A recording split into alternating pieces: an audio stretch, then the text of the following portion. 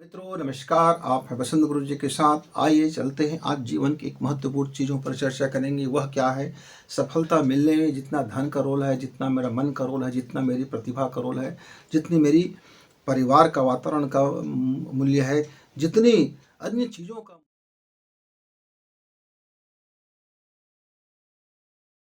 Role है, उसमें सबसे एक और महत्वपूर्ण है। यदि मेरे साथ कोई शानदार विचारक हो, जो चीज़ों को चीज़ों की तरह मूल्यांकन करना जानता हूँ, बताना जानता हूँ, समय पर सही गाइड करने वाला हो, यदि एक सही विचार का व्यक्ति मेरे साथ जुड़ जाए तो मेरी सफलता में चार चांद लग जाती है। होता क्या है मित्र, हम बहुत सी चीज़ों को जानते नहीं हैं कि कब किसके लिए कौन सा कदम उठाएं, कब किस तरह से कदम उठाएं। तब समय निकल जाने के बाद जैसे मालूम होता है तो फिर हमारी सफलताएं बाधित हो जाती है। एक एग्जाम्पल के लिए मैं आपको बता रहा हूँ, हम लोग जब पढ़ाई करते थे तो हमें बिल्कुल कोई हमको विचारक नहीं मिलता था। कोई हमको ये नहीं बताते थे कि लाइफ में हम पढ़ाई कर रहे हैं तो हमारे लिए क्या क्या संभावनाएं हैं, हमको क्यों करना चाहिए। जैसे हमने 9th में मैथ्स से ले लिया, मैथ्स से ले लिया, क्यों ले लिया मालूम नहीं, पढ़ना है, मज़ा आता है, एक विषय है, एक विषय के तौर से हमने पढ़ाई कर ली।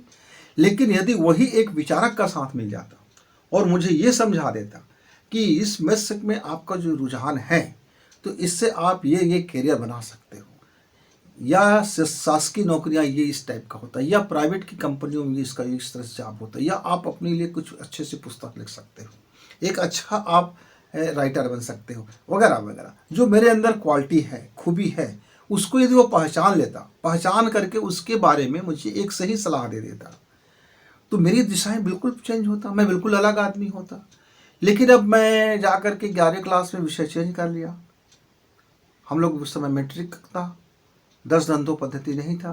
अब हमने अपने विज्ञान बदल लिया, बायोलॉजी बदल लिया, तब भी हमें कोई विचारक नहीं मिला, तब भी हमें कोई काउंसलर नहीं मिला, तब भी कोई हमको सही समय पर बताने वाला नहीं मिला कि यदि आप बायोलॉजी लेके पढ़ाई करते हो तो आप नीट में बैठ जाओ, मेडिकल में जा सकते हो, ये कर सकते हो, वो कर सकते हो। यानी उसके क्षेत्र में जानकारी देने वाला का अभाव। उससे हुआ क्या, हम पढ़ाई तो किए पर जो सफलता और जिस मात्रा में हमको मिलना चाहिए था उससे हम मरहूम हो गए, हम वंचित हो गए, मेरा परिवार वंचित हो गया, मेरे बच्चों के ग्रोथ उसके कारण उतना नहीं हो पाया। मान लीजिए मैं अपना सही विकास किया होता, मैं सही ग्रोथ किया होता तो आज मेरे बच्चे उस मुकाम से आगे का ग्रोथ करता, मैं जहाँ से कर चुका होता। अब क्या हुआ इसमें, नए पीढ़ी को, जो मेरे आने वाले जो नए पीढ़ी, मेरे बच्चों को शुरू से उनको विकास करना पड़ा, उनको खुद को अपने लिए ग्रोथ करना पड़ा, अपने लिए रास्ता निकालना पड़ा, क्योंकि मैं उस रास्ते के बारे में, हमको वहाँ कोई विचारक नहीं मिला था, जिसके कारण हमारा विकास नहीं हुआ।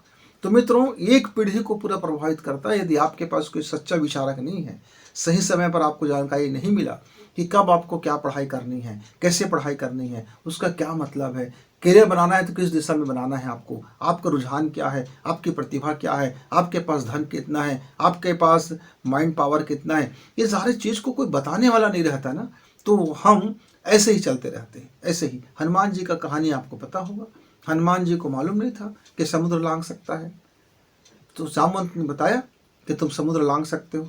समुद्र क्या, तुम तो सूरज को भी आप खा लेते हो, इतना तुम बलशाली हो। उसको याद दिलाया गया, बताया गया।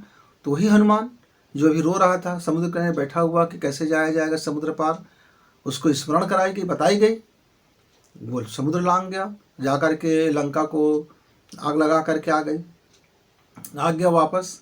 तो मित्रों, एक हमको जामवंत की जरूरत पड़ता है, एक विचारक का जरूरत पड़ता है। इसीलिए विचारकों को हमेशा बुढ़ा दिखाया जाता है, सफ़ेद बाल वाले दिखाए जाते हैं।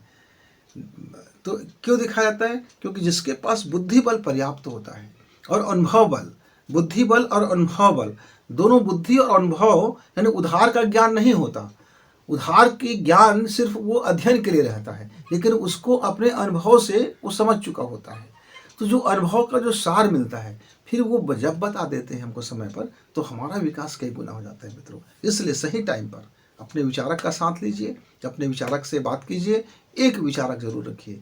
हर परिवार को अपने परिवार के ग्रोथ के बारे में एक कोई ना कोई अच्छा विचारक के साथ होना जरूरी है, या फिर घर में ही आपका कोई एक ऐसा व्यक्ति हो जो पूरे घर को गाइड करे, टाइम टाइम पर उसको बताएं कि क्या उसके लिए सही है, क्या बुरा है। लेकिन घर के आदमी जब विचार करते हैं तो गड़बड़ ये है कि वह उस पर उसका एक अलग सा दिमाग हो जाता है, वो दबाव डालना बनाने लगता है कि आपको यही करना है, आपको ऐसे ही करना है। फिर वह निरपेक्ष नहीं हो सकता, वे सापेक्ष हो जाता है। तो विचारक हमेशा निरपेक्ष होना चाहिए, जिससे आपका कोई लेना देना ना हो, सिर्फ वो अपना विचार रख दे। क्योंकि जिससे आप जुड़े होंगे वह व्यक्ति का विचार, अपने विचार से वो अपने कमी को उसमें पूरा करना चाहेगा। मान लीजिए मैं चाहूँगा कि मैं जो ग्रोथ नहीं कर सका, जो विकास नहीं कर सका, मेरे बच्चे उस लाइन में जाकर के ग्रोथ करें, तो कहीं ना कहीं उसके ऊपर टेंडेंसी ऊपर दबाव होगा।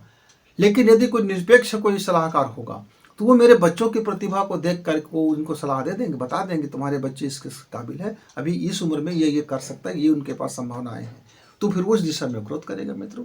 तो विचारक का साथ हो यदि, तो कोई भी बंदा, एक मामूली बंदा भी यदि सही समय पर उसका कोई विचारक मिल गया तो वह काफ़ी ग्रोथ कर सकता है, काफ़ी विकास कर सकता है और सफलता की झंडा गाड़ सकता है मित्र। इसलिए एक अच्छा विचारक बचपना से यदि मिल जाए तो सौभाग्यशाली, नहीं मिला कोई बात नहीं, जब मिल जाए उसी दिन से आप अपने को थोड़ा सा रिव्यू कर लीजिए, थोड़ी सी झाँक टाक कर लीजिए, थोड़ी सी मूल्यांकन कर लीजिए, थोड़ी अपने में संशोधन कर लीजिए, उस विचारक के बताए हुए रास्ते को अपना के देखिए। फिर आपका ज़िंदगी में जो मेहनत कर रहे हैं उसका सफलता भी मिलेंगे, परिणाम भी मिलेंगे, समृद्धि भी होगा और आपका ग्रोथ भी होगा।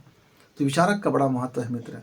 आप विचार करके देखिए, शांत मन से विचार कर देखिए, क्या आपके पास आसपास कोई ऐसा विचारक है जो आपके लिए बड़े काम के हैं।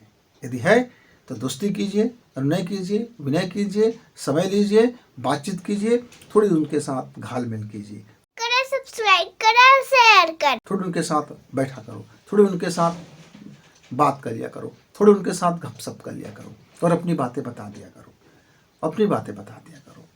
मित्रों, एक विचारक आपको मिले आपकी ज़िंदगी में ताकि आपका अच्छा विकास हो सके, सही से ग्रोथ हो सके।